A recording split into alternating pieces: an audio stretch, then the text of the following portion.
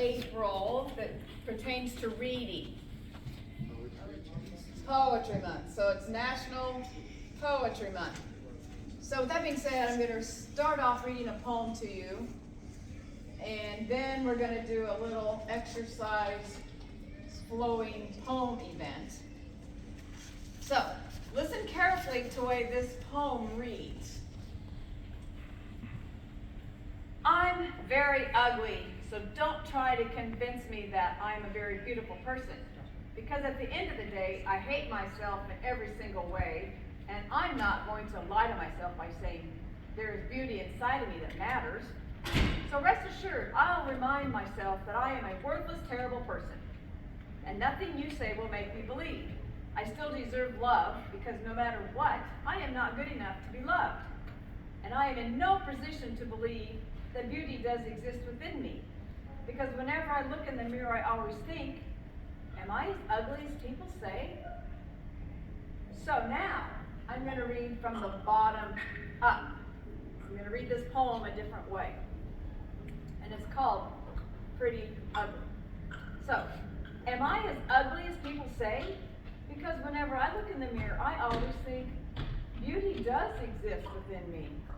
And I'm in no position to believe that I am not good enough to be loved, because no matter what, I still deserve love. And nothing you say will make me believe that I'm a worthless, terrible person. So rest assured, I'll remind myself there is beauty inside of me that matters.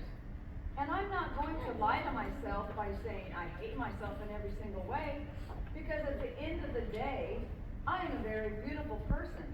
So don't try to convince me that I'm very ugly. You see the difference in how that poem's read? Yes. So the important part is you understand you're all very unique people. Everybody's beautiful in their own way, inside and out, and let that beauty come out from within. Okay, with that poem being said, now we're going to create our own poems. I'm going to give you some examples of what we're going to do.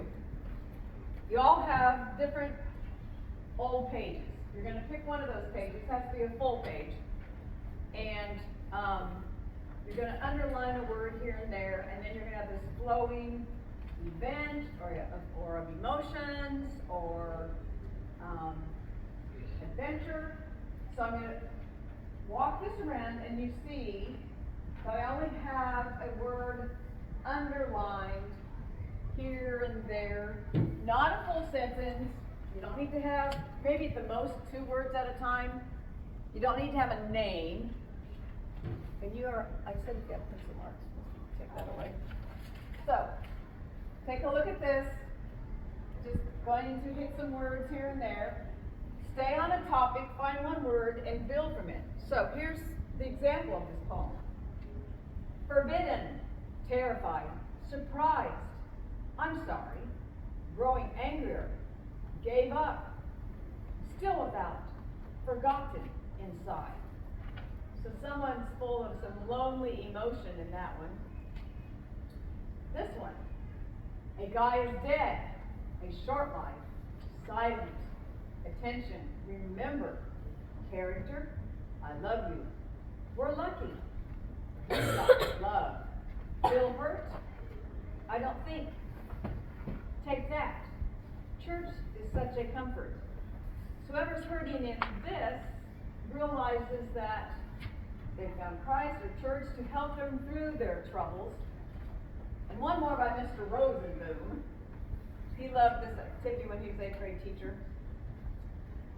So, my daughter, hey girl, you look beautiful. You're a Nabachi girl. Asked her, what happened? She said, prayer. Prayer for me, a treasure. Coming to the house, treasure, without even having to see him.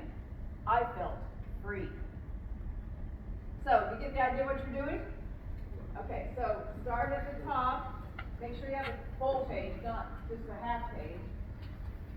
Pick a word and build from it. And then take about 5 minutes or so, and then we're going to share our poems. And Mr. Crozier is going to share a poem. And Leonard if he wants to. So you're gonna do some filming when you start sharing.